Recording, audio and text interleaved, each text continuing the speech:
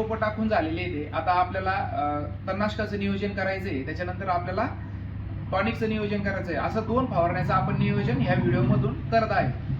तर आता आपण तणनाशकाचा विचार केला तर आपण गोल आणि विक सुपर याच्याबद्दल माहिती देतोय. गोल हे आपलं 1 ml घ्यायचं आणि टार्गा सुपर हे 2 ml घ्यायचे. सर्वात महत्त्वाचं घेताना म्हणजे तुमचे गवताच्या प्रमाणानुसार, साईजनुसार किंवा दिवसानुसार तुम्ही ते प्रमाण घेतलं पाहिजे. जर गवत छोटा असेल तर प्रमाण तुम्ही याचं कमी करू शकता आणि जर गवत मोठा असेल तर ह्या प्रमाणात घ्या. सर्वात महत्त्वाचं 21 दिवसाच्या आसपास तुमचं गवत पाहिजे. दुसरं म्हणजे तुमच्या जमिनीत पुरेशी ओल पाहिजे. तर याच्या बरोबर घेताना तुम्ही हे वीड प्लस घ्यायचंय. हे वीड प्लस का घ्यायचंय तर हे एक ॲडिक्टिव्ह आहे जे की तुमच्या कांद्याच्या रोपाला डॅमेज करणार नाही. बऱ्याचदा ऐकायला येतं की तणनाशक मारल्यानंतर रोप करपलंय वगैरे खराब झालंय, तर हे ते होऊ देत नाही. याच्यात झिंक बेस असल्यामुळं अतिशय रोप हिरवेपणाने राहतं आणि मेन तणनाशकाचं नियोजन झालेलं आहे. आता आपल्याला पुढं फवारणीचं नियोजन करायचंय. फवारणीमध्ये आपल्याला बुरशीनाशक यावर्षी स्ट्रॉंग घ्यायचंय, कारण यावर्षी पाऊस जास्त होता, रोपाची जास्त मर होऊ राहिली आणि त्याच्यात आपल्याला 4-5 ऑप्शन चांगले आपण ज्याच्यावर काम केलंय असे आपले रिझल्ट आलेले आहेत. ते बुरशीनाशक तुम्ही घेऊ शकता. तुम्ही मेरिऑन घेऊ शकता, रेडोमिल गोल्ड घेऊ शकता, तुम्ही कस्टोडिया घेऊ शकता, एलाइट घेऊ शकता. बुरशीनाशक स्ट्रॉंग घ्यायचं कारण असं की आपण बिल्डिंग बांधताना त्याचा बेस हा चांगला असेल तर बिल्डिंग चांगली होणार आहे. आपण जे म्हणतो की पिकाचं सुरुवातीची स्टेज फार महत्वाची असते, त्याच्यामुळं इथं जर मर झाली तर आपल्या रोप भरपूर कमी प्रमाणात राहील, लागवड पूर्ण होणार नाही. त्यामुळे बुरशीनाशक आपण स्ट्रॉंग ठेवणार आहोत. या कंटेंट मधलं तुम्ही बुरशीनाशक घ्या.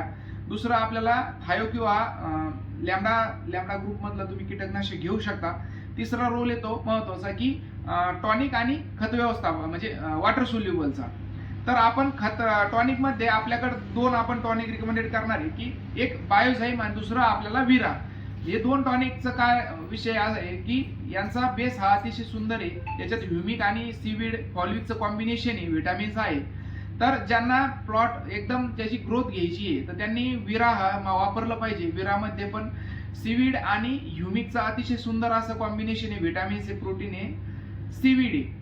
सीवीड 26%. तर याचं कॉम्बिनेशन मध्ये तुम्ही घेऊ शकता. अजून पण बाजारात भरपूर टॉनिक आहे, तुम्ही ती घेऊ शकता. कंटेंट बघून तुम्ही टॉनिक घ्या. त्याच्यानंतर येतो मायक्रोन्युट्रिएंट किंवा खत वॉटर सोल्युबलचा. तर ज्यांनी सुरुवातीला 20-20 किंवा 24-24 खत टाकलेलं आहे त्यांना आपण मायक्रोन्युट्रिएंट रिकमेंडेड करणार आहे. ज्यांनी खत टाकलेलं नाही त्यांनीच स्प्रेमध्ये खत घ्यायचंय वॉटर सोल्युबलचं. तर या गोष्टी करायच्या आहे. खत का घ्यायचंय तर सुरुवातीला खत टाकलेलं नाही आणि ज्यांनी खत टाकले त्यांना मायक्रोन्युट्रिएंट घ्यायचंय, जेणेकरून डिफिशियन्सी राहणार नाही, पिवळेपणा राहणार नाही. तर शक्यतो आपण पहिल्या स्प्रेमध्ये मायक्रोन्युट्रिएंटच देतोय सगळ्यांना.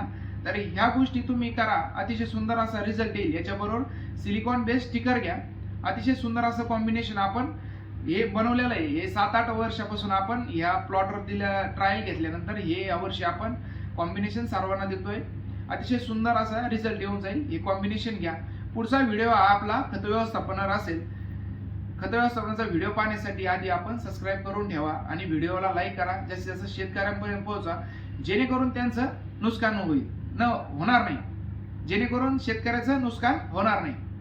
ठीक आहे सर, आता एक आणखी नाही करा बरं का.